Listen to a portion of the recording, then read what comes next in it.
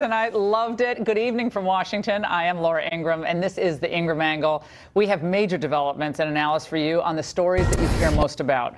Just released video appears to confirm that the former Broward County Deputy Scott Peterson would not enter the building where a gunman was massacring school children in Parkland, Florida. Mark Furman weighs in on that, and I'll tell you who is really responsible for this travesty in tonight's Angle. Plus, Special Prosecutor Bob Mueller launches a new line of attack on President Trump as the outgoing FBI official who oversaw the Hillary email investigation begs to keep his pension. Also, Michelle Malkin, her take on parents in one school district fighting back against leftist indoctrination in the classroom. And Pat Caddell joins us with advice on the midterm elections that Republicans still want to take seriously.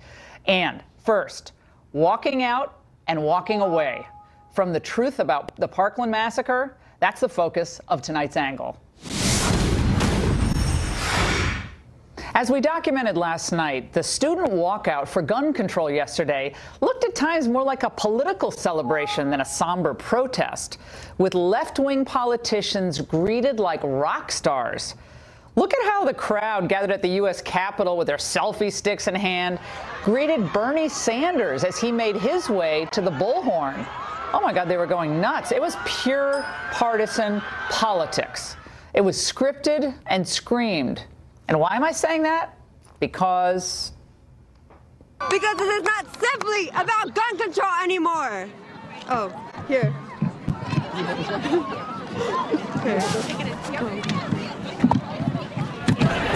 Just snap it in. there you go. Okay. Because this is, wait. Okay. Because this is not simply about gun control. This is about human life. This is about the children who have lost their lives to gun violence. So I ask our Republican lawmakers, is their right to have a gun more important than our right to live? Not partisan at all. Look, that's a nice applause line, but of course, the wrath of the students is misdirected. The lines they're shouting, many used repeatedly over the years by anti-gun activists, conveniently do not address the real problem with that horrific tragedy at Stoneman Douglas High. The NRA is not responsible for allowing Nicholas Cruz to be armed and dangerous. Neither are Republican politicians, that young lady just called out, who support Second Amendment rights for law-abiding Americans. A new surveillance video just released by court order confirms what we already knew. Due to malfeasance, cowardice, or just pure poor judgment, the first officer on the scene, Broward Deputy Scott Peterson, did not enter Building 1200 where Cruz was carrying out his slaughter. He arrives on a golf cart, you see him there, with staff members while the massacre was underway. And the video shows Peterson with his gun drawn, but then he steps back and he remains outside. And he stood there as Nicholas Cruz's 6-minute spree of shooting continued. Well, in a statement, Peterson's lawyer claimed the deputy thought the shots were being fired outside. But these radio communications released last week demonstrate that he knew the shots were coming from inside Building 1200. Shots fired. Shots fired. 1200 building. 26. So we also heard it over by inside the 1200 building. Alex, do not approach the 12 or 1300 buildings. Stay at least 500 feet away at this point. Wow. As we'll discuss in a moment, Peterson and none of the other 3 officers that were on the scene followed police protocol. Remember what Broward Sheriff Scott Israel, that number, said when he was pressed about Peterson's response? I gave him a gun. I gave him a badge. I gave him the training. If he didn't have the heart to go in, that's not my responsibility. No. So much for the buck stopping at the top. Now, Israel, I know it sounds tough here, but he comes off as a slimy self-promoter. And the stories over the years about how he's hired his friends and his family in key positions, reportedly many of them not qualified, after he was elected. And this is the same guy, by the way, Sheriff Israel, who thought it was appropriate to opine on a CNN town hall just a week after the shooting. They were supposed to be doing the investigation. He's on TV. And of course, when he was on TV, he did not even mention the failure of Scott Peterson on scene.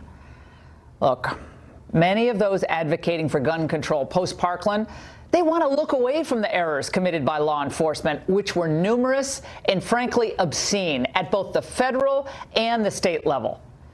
There's almost no discussion at yesterday's rallies mentioning the fact that Nicholas Cruz's dangerous and disturbing behavior was flagged repeatedly to authorities over a period of 2 years, starting in February of 2016. Now, just a few reminders, because we forget this stuff after just a month. On February 5th, 2016, Broward police is told by an anonymous caller that Nicholas Cruz had threatened to shoot up his school and posted a photo of himself with guns on Instagram. The info was provided to Deputy Scott Peterson.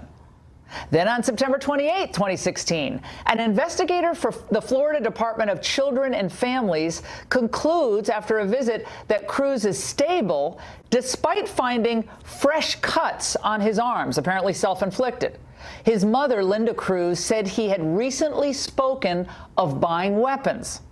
Then, on September 24th, 2017, a YouTube user named Nicholas Cruz posts a comment stating he wants to become, quote, a professional school shooter.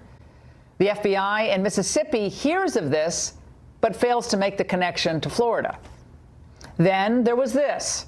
A few weeks after his mother died, on November 29, 2017, the Palm Beach County family that took Cruz in after his mother's death called the Palm Beach Sheriff's Office to report a fight between Cruz and their son. He bought a gun about a week and a half ago, and he gets it today, so that we're seeing that he's going there now. Because that's all he wants is his gun, and that's all he cares about is his gun. And he bought tons of bullets and stuff, and I took it away from him. And I have a bunch of other little guns here. And BB guns, though. But he has a real gun that he's going to get now. Then she mentioned specific threats he had made. He put the gun in the head of his brother before, so it's not the first time. And he did that to his mom. His mom died November 3rd. But he's not. It's not the first time he put a gun in somebody's head. It's unbelievable to hear this. And then there were two other calls, one to Broward the next day and one to the FBI on January 5th of this year, tagging Cruz again as a potential school shooter. Neither Broward nor the FBI followed up. So, while everybody's denouncing the NRA or trashing President Trump in the wake of the sickening school shooting, activists might think that although it's fun to get the coverage on the evening news or, be the subject of an exciting viral video for your speech in front of the Capitol, you're only hurting your own cause if you refuse to acknowledge, really focus on the fact that we actually didn't need new laws to stop Cruz. We needed to follow the proper policing on the state and federal levels. Because had that policy, those protocols actually been conducted, Cruz would have been prevented from carrying out the Parkland carnage. He probably wouldn't have been able to get a gun in the first place. Sheriff Scott Israel, after all of this, look, he should have packed his desk as soon as he learned of Deputy Peterson's failure on his watch. The shooter was not confronted in the building. Instead of passing the buck and grandstanding against the NRA, that's what a good sheriff would have done. And that's the angle. Joining us now for reaction is Jeff Bell, the president of the Broward County Sheriff's Deputies Association, as well as Mark Furman, who is a former LAPD detective and a Fox News contributor. Gentlemen, it's good to see you. Mark, let's start with you. It was chilling to watch the surveillance video and also to listen both to the students' 911 calls and to the old 911 calls that Cruz himself made and that Cruz's caretaker at the time had made. Your reaction to the new developments? Well, when I watched the video, Laura, the thing that really strikes me is watching Peterson look at the building, not look at the area outside of the building. He knew the shots were coming from the building. He stood there and he listened for 4 to 5 minutes as probably as many as 17, 18, 20 people were shot inside, and he did nothing. So I watch him in that video. I don't think he was mentally or physically prepared for the job. I don't think he probably ever was. He lost his nerve if he ever had any. He lost it, and there's really no excuse for it, except for, I think one thing is there was probably a lack of training and leadership on that sheriff's department, coming right down from Sheriff Israel right down to Scott Peterson. Jeff, you have spoken about this before, the utter lack of time and focus on training for the exact type of situation that Mark was analyzing there. And an active shooter, it has to be muscle memory. You just know what to do, and you have to train for repeatedly and often to be able to respond in the right way. I mean, most people do. So what do you know about the training at Broward? We know what the manual says, and I'm going to get to that in a minute, but what actually took place? Well, Laura, I would think that in Broward County, I could sum this up as the best with the law enforcement community. We viewed this as the perfect storm coming. And unfortunately, 17 people lost their lives in Parkland that day for a series of events that we consider to be bad policy, the wrong priorities in training, the politicizing of our police forces down here, and the bad implementation of deals that we've made with the school board with the Promise program and civil citation. And what I mean by training, when I go back to that, is that our trainers do a wonderful job with the limited resources that they have with the Broward Sheriff's Office. But what we need to do is focus the resources that we have on better tactics and better training. For example, we spend in in-service training 8 hours, mandatory in-service training in de-escalation tactics, and then we spend another 8 hours in politeness and policing tactics to be nicer to people that we're arresting. But when it comes time to practicing on the gun range and practicing scenarios, we dedicate 4 hours of training on the gun range where we may squeeze off about 150 rounds and then 2 hours of practice with simulation on that. The wrong emphasis is being put on politicizing the police department and not training properly for these scenarios. It is out of control, and we have to stop this. Okay, the politeness training, I think maybe I need some politeness training here because I'm being tough on Scott Israel, but here's the Broward County Sheriff's Office training manual, okay? Here's one full screen. The first officer or 2 officers on scene will immediately go to confront the shooter. Military tactics work well in this situation. Also, another part of it, remember, every time you hear a gunshot in an active shooter incident, you have to believe that another victim is being killed. Mark, you know this well with all your experience in LAPD. Something isn't adding up here. We're getting reports, and we're still doing actual investigation on this, reports from retired officers, Mark, who say that because of the way the patronage system that Scott Israel has an effect there, we got a lot of people in place with inadequate experience to do the jobs they're supposed to be doing. Inadequate experience, but they got a connection because a friend of a friend gave a donation to his campaign, and it doesn't look good. On the surface, it doesn't look good. Your reaction? Well, this is the problem when you have a politicized law enforcement agency, when you have an elected official calling the shots that quite possibly is a competent police officer, or he could just be a civilian that becomes sheriff. But when you start using nepotism to fill your ranks, or favors, or paying somebody back for their contributions or their support during a campaign, it's the kiss of death. This is a leadership problem. And as far as what Jeff was saying about training, level one of those beautiful golf courses down in Florida and make a range for the officers, a countywide, a state range. This is where the rubber meets the road. And as far as suspects and being nice, when they say you're under arrest, it's up to the suspect to determine what happens after that. If they want to play hard, then you play harder. That class just lasted 30 seconds. It's over. You need to focus all your attention on the threat and the deadly threat, not only to the officer, but to civilians and citizens that are completely unknowing of the threat in front of them. Officers know it, and they should train for it, and they should train for specific incidents, just like Parkland. Jeff, I have to ask you about these calls that a lot of people haven't really focused on, but that late November call to 911. We had Nicholas Cruz himself call, saying, I was kicked out of the house I'm staying in. I got into a fight with someone. I was punching a wall. And then Ms. Deschamps, who actually had taken in Nicholas Cruz, whose son got into the fight with him. She says on that 911 call that we just played, he has held a gun to his brother's head before and to his dead mother's head who had just recently died. So this was nothing new for him to threaten someone by holding a gun to his head. At that point, and you both can address this, how does the police not act on that, knowing that she says he's going to get a gun at Dick's Sporting Goods, and she's basically said, I'm very worried about that. And then she doesn't decide to press charges afterward because she felt bad for him or whatever. But couldn't the police have acted right at that moment? Well, Laura, down here in Broward County, with the law enforcement officers, all of that was removed out of our hands with the civil citation program and the promise program, whether it's on the school or out on the street. For these misdemeanor crimes, we don't have the ability to arrest these juveniles and bring them down to the juvenile hall under arrest charges on that. He's 19 years old there. Our hands are tied. Not a juvenile, Correct. 19 now years he's 19. old. Correct, he is 19 now, but we've created this sense of empowerment to allow Mr. Cruz and other people like this to get to this point where nothing has happened in their life, and now we've created this problem. Right, I get that, but Mark, my point is, at that point, when his guardian essentially says he's pointing a gun at my son, and then his mother, and then his brother, and he's going to get a weapon, could the police at that point have done something, and should they have?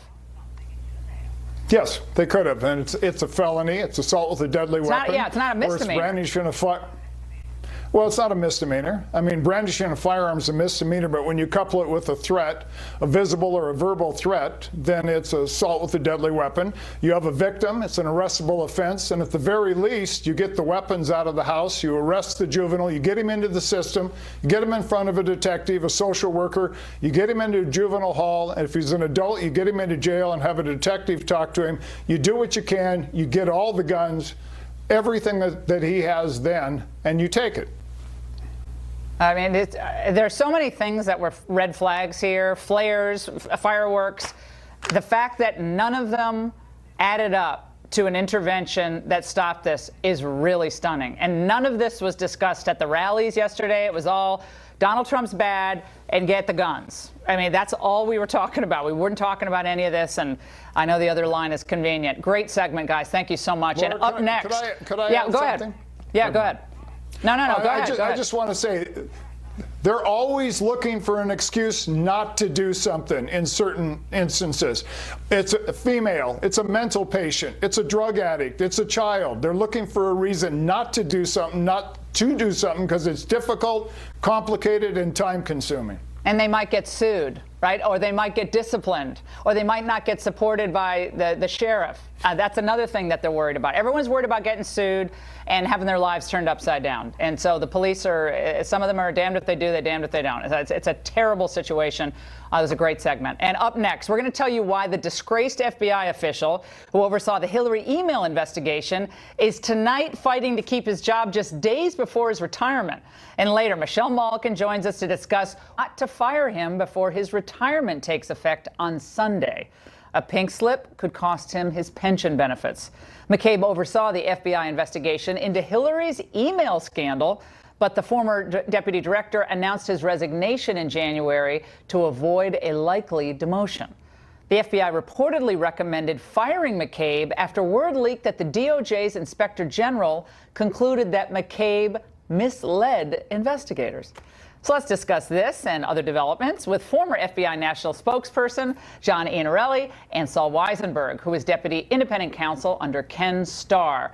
All right, Saul, let's start with you on this. So McCabe has all this junk in his past. His wife, getting the help from Hillary's friend and not revealing it, of course. And then, of course, everybody's concerned about the way he handled the email investigation. And now he's set to retire on Sunday. Is it a little late to be talking about firing him? I mean, if they were going to fire him, why wait until like Thursday or Friday right before he retires? That just seems bizarre to me. It's bizarre, and it's a little unsettling, and even a lot of my friends who are in the Bureau and former Bureau are a little upset with the timing of it. To come in 2 or 3 days, for the head of OPR within the Bureau to come in 2 or 3 days before his retirement and put A.G. Sessions in that situation is a little bit weird. And you know, Laura, I am no fan of how McCabe has handled these things. Keep in mind that the only way an FBI agent is going to really lose his pension is not through general misconduct. It is through basically not telling the truth, being dishonest. And that's what the supposed allegation is. And of course, we haven't seen the OIG report. We don't know for sure what it is, but there's just something a little bit troubling about the timing. And the person who heads up OPR within the FBI is not a Office very of Professional popular Responsibility. person. Yeah, well, again, Right, it's not. A lot of her rulings have been overturned, you know, up at the next level. In fact, the people that she's disciplined who then come back are known as boomerangs in the Bureau because a lot of her rulings are overturned. Yeah, well, it is again established, is it not, John, that we had a situation where McCabe did not reveal the extent of the help his wife received from a very close friend of Hillary Clinton when Andrew McCabe was leading the investigation into Hillary Clinton's email server. Of course, Terry McAuliffe, a connected PAC, giving that several $100,000 to his wife's failed bid for the state legislature. That's all true, and all due respect to Saul, I'm going to disagree, because the reality is if they did something after he retires, there's no repercussions. Your pension is not a guaranteed gift. When you're an FBI agent, it's about living up to the protocols and policies, honesty and integrity. Would you rather that he be allowed to retire even though something may have been done wrong and it was determined by OPR, yet he can benefit? Agents are held accountable for their behaviors, and I think this speaks to many things that happened when Mr. McCabe was working for Director Comey. Sarah Huckabee today on The View said, you know, look, this is for Jeff Sessions to decide, but it was at a briefing, but she reiterated that he was a bad actor in their view. And so she kind of gave the drive-by, but he's a bad actor, but this is up to Jeff Sessions. This is what that renowned legal scholar, Sonny Hostin, today said on The View. Let's watch. We've seen this war on our intelligence community, this war on the FBI. I mean, this man is a career agent. I don't know what he did or did not do, but I am troubled with this constant attack on our intelligence community, because that is the stuff that dictators are made of. This is stuff that dictators are made of, because the intelligence community never gets anything wrong, Saul. They never make a mistake and never get anything wrong. Okay, 9/11. Hello. It's a ridiculous comment, but again, keep in mind, you know, agents, supervisors, whoever they are within the Bureau, they only really lose their pension, which is probably the best pension in the whole U.S. government, for the dishonesty, that kind of dishonorable conduct. He would never lose his pension because he did, even if he really was a bad actor in the email investigation. So if we just don't know what's in the report. So if it's incredibly detailed and incredibly damning, and Sessions has a chance to look at it and make that decision in 2 or 3 days, that's one thing. But that's a very big deal to come in and present this to the Attorney General with only 2 or 3 days for him to look at it. And again, I think of this particular person, the head of OPR. She didn't do the investigation. She just took the OIG's report. And so I'm troubled by the timing of it. That's just the way it is. But Sessions may have gotten a sneak preview, right, John, of what's in that IG report. I mean, he already knows basically what's in it. And so if it comes out, it's really bad on McCabe, then he sits on, woo, I have a pension, great. That also looks odd. It does, and Saul's right. The reality is in the FBI, there's many things that can be forgiven yet punished, but lack of candor, not telling the truth, is unforgivable. Agents and support employees will be terminated for that type of thing to happen, and there are no exceptions. I think this is a good message when there has been leadership problems at times in the FBI, that no one can escape their responsibilities to their job. Yeah, and if investigations look like they're at their very core politicized, talk about undermining the confidence of the FBI and the intel community. It's supposed to be calling balls and strikes without concern for politics, and that was my concern from the beginning. Yeah, really quick. Look, just don't forget that if he really misled a federal investigation, there's a potential for a criminal referral there. So, right, well, yeah, and then still getting the pension. It's not like there won't be any. It's not like there won't be any more options. Yeah, we got you. All right, guys, fantastic segment. And I have a question. Have you guys had enough of teachers filling your kids' heads with leftist propaganda? What parents are doing to fight back at one school district. Michelle Malkin reacts next. In just days, publishers. A school district near Milwaukee, it's called Oconomowoc, has instructed teachers to no longer hold discussions on social privilege unless they're related to a specific course or unless there's sufficient context. That's after parents strongly objected to an exercise on white privilege in which students were invited to fill out a privilege aptitude test. Is this the start of backlash against some type of leftist indoctrination in schools? Well, let's ask Conservative Review senior editor Michelle Malkin and Jason Nichols. He's a professor of African American Studies at the University of Maryland. It's great to have you both on, Professor. Thank you. I was kind of checking out the white privilege aptitude test, and I think I'll go through it for you, just for our viewers to understand what's going on. Okay, so here's some of the questions, or some of the statements. You have to check what applies to you. When I go to the store, people believe that I am trustworthy and I will not steal something. People in the store do not follow me around. Next one. As a boy, I can play with dolls, or as a girl, I can play with trucks without anyone questioning my choice. Next one. I will not be teased because of my last name. Next one. When I am taught about American history or about contributions made, I am sure that I will see and hear stories about people who look like me. And finally, I'm encouraged to excel in every subject in school. What are they getting at in this? I think they're getting at certain people's experiences and trying to get people to recognize that not everyone has the same experience. And, you know, that's what I think unites us, is we have to understand our differences, that some people have certain advantages and others don't. And, you know, I know for me, for example, I know we're talking about white privilege, but I have to recognize that I'm a privileged person in a lot of respects. I'm cisgender, I'm straight, I'm male. So I have certain advantages that other people don't have. And for people who don't know what cisgendered is, explain that. I actually do know, but explain that. So that means that my sex also matches my gender. Okay. Okay, a lot of people don't know what that is. That's kind of a fairly new terminology. But right. So see what I see, and Michelle, you can chime in on this. When I hear privilege, like I grew up very working class, and there were kids in my town that were very privileged. Now, we weren't hungry. We didn't go on vacation or anything, but we weren't hungry. But there were other people who were more privileged. And I lived in a town that was pretty much, you know, white bread town. But I don't like white privilege, black privilege. I don't know. To me, it's the color designation that I don't think is always that accurate.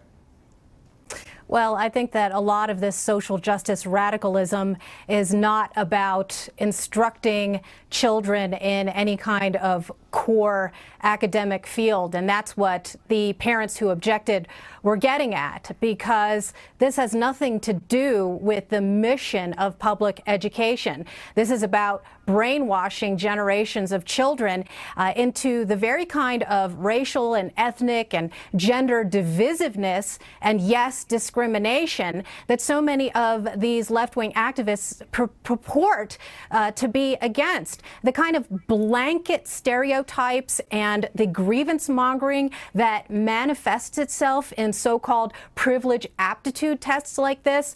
Laura, it's a predetermined outcome. You are not allowed to challenge the premise that simply because of the color of your skin, you automatically have certain privileges. And that's what these parents rose up against when this happened 2 months ago on Martin Luther King Day. Nobody asked for their consent or any kind of parental permission to indoctrinate these children. And if you look at the actual academic test scores in the Oconomowoc school district, they're barely 50% in proficiency in math and English, and that's what they should be concentrating on.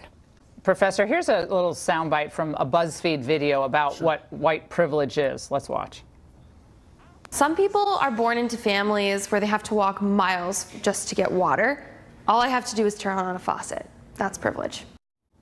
Okay, now you have to admit that's just ridiculous. I mean, that's now privilege. I mean, at least maybe in other countries you have to walk miles to get. But it just seems like we're reaching to find the privilege. I just turn on a faucet, so I'm privileged. So pretty much everybody in our studio, all the crew, we're all privileged, I guess.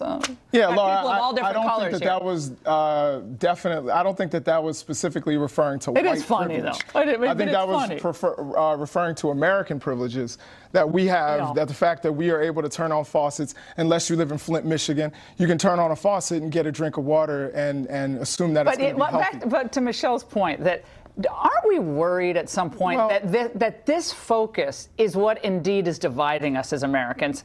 I feel like you and I could sit down, we could agree on so much stuff, like politics, schmolitics, but we could agree on so much about kids and good manners and all the things that we love about people and relationships. But then we go like, well, you have white privilege. I'm like, what? I worked my tail off my whole life. My mom was a waitress till she was 74 years old. I don't really want to hear about white privilege because my mom had crippled hands. She couldn't even hold things when she was 75 because she had worked her tail off her whole life. So that wasn't privilege?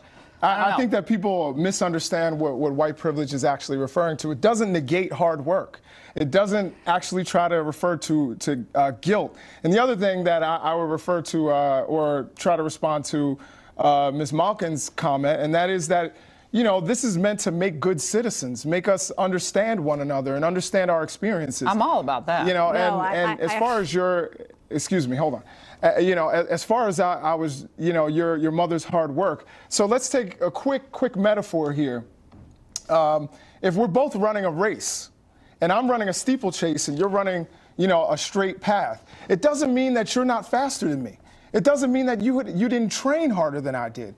It just means that you have a clearer path, and I have certain obstacles that you don't have. We all have obstacles. Absolutely. All of us have not obstacles. all of our obstacles are the same. And no, they're not. That's what makes us different, and I think that's what makes us interesting and unique. And makes all of our experiences different. Michelle.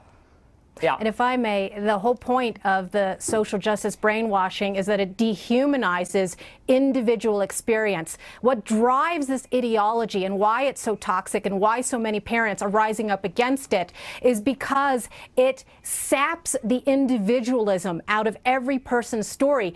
And the professor says that, oh, well, we just misunderstand it. Oh, I understand it very clearly because it's right here in the privilege test where it says being white lets you fill in the blank, allow students to provide their opinions of the things that occur because of white privilege. Every American story in this country is different, and to keep people relegated into those boxes is exactly what Martin Luther King fought against. Either you believe that we should judge people by the content of their character rather than the color of the skin, or you blame them for every last thing because of what their skin cells look like. All right, Jason. All right. So, it's interesting that she pulled out one of the two Martin Luther King quotes that she's probably familiar with. I think if you look at that privilege test, it's talking about some of the issues that people face. Hey, you just invoked your privilege right there, as if I haven't, memorized by heart the letter from the Birmingham jail. Okay, so, I'd love to hear it. Check your privilege, man. Go ahead. I'd love to hear the first 3 lines of the letter from the Birmingham jail. Let's hear it. It's late at night, and I don't want any quizzes here. Okay, let me just say I'm not saying I brought it up. She brought it up, but she memorized it. I think a good point. I think a good way to end this is there is so much as human beings that bring us together. Absolutely. And I'm worried that by bifurcating, whether it's of gender or that we put people in boxes. And I think we want to treat people, you're a human being, you had struggles, I had struggles.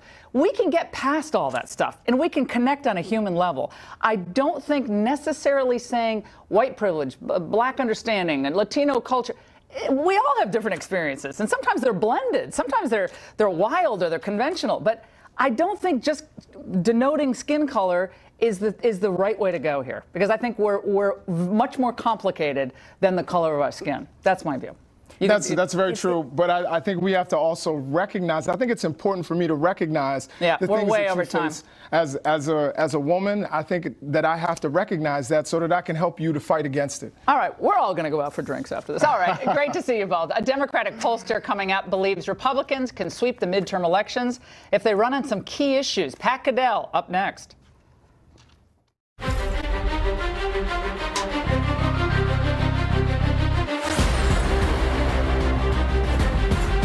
elections if they run on some key issues. So what are they? Let's ask the man himself. Joining us now from South Carolina, Pat Caddell. All right, Pat, great to see you. So what are the key things that Republicans need to run on? Well, let me start by saying what I actually said in the interview. They have to nationalize the election. The election right now is being nationalized.